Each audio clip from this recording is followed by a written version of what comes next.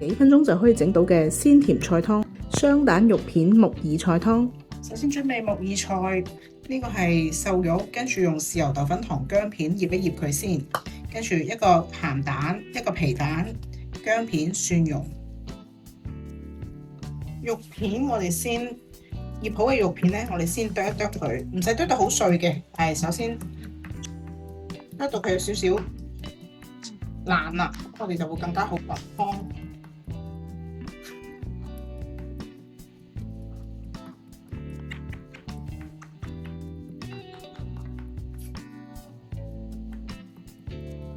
咁樣滾湯都會更加入味嘅。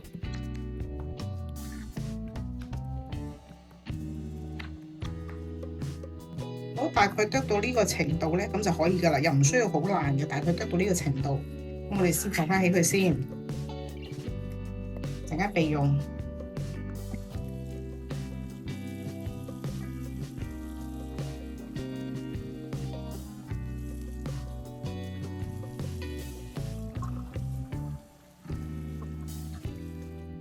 鹹蛋先蒸熟佢，皮蛋就本身就熟噶啦。咁我哋先剝殼。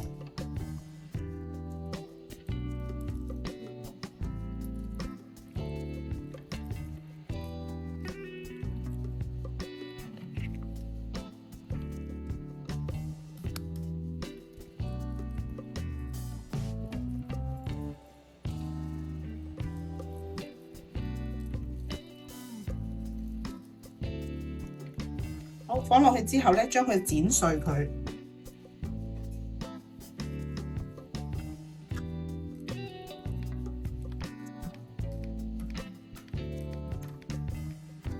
咁趁剪皮蛋嘅時候咧，先煲一煲滾水，剪碎佢，剪細啲。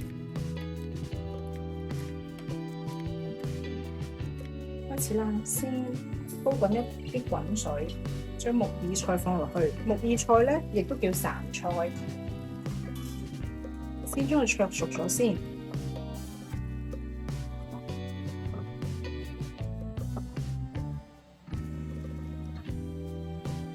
落少少油，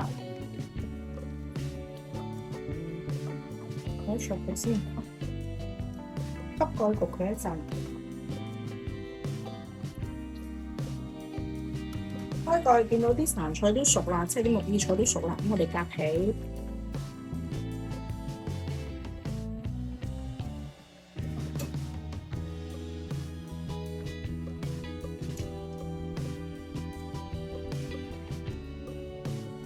重新起鑊，落少少油，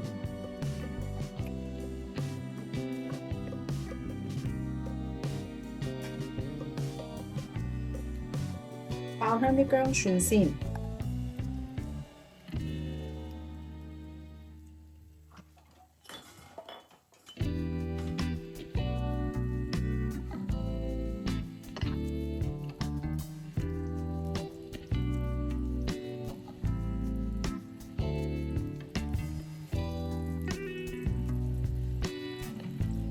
爆香之後將啲肉末放落去。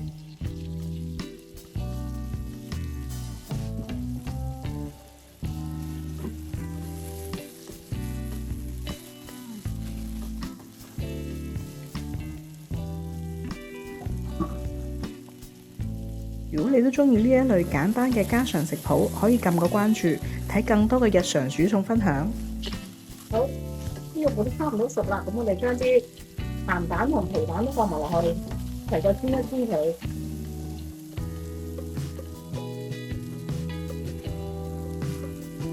呢個時候咧，撞一啲滾水落去。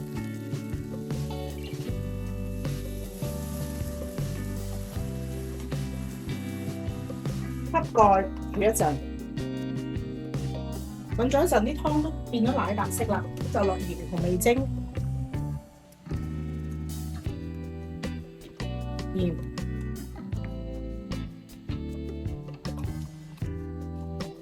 少少味精，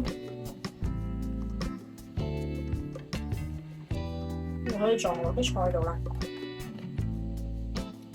唔需要太多嘅調味料，湯水清潤鮮甜，屋企都可以簡單做到。分享俾大家，希望你哋鍾意啊！記得幫我點讚、訂閱、share 俾朋友。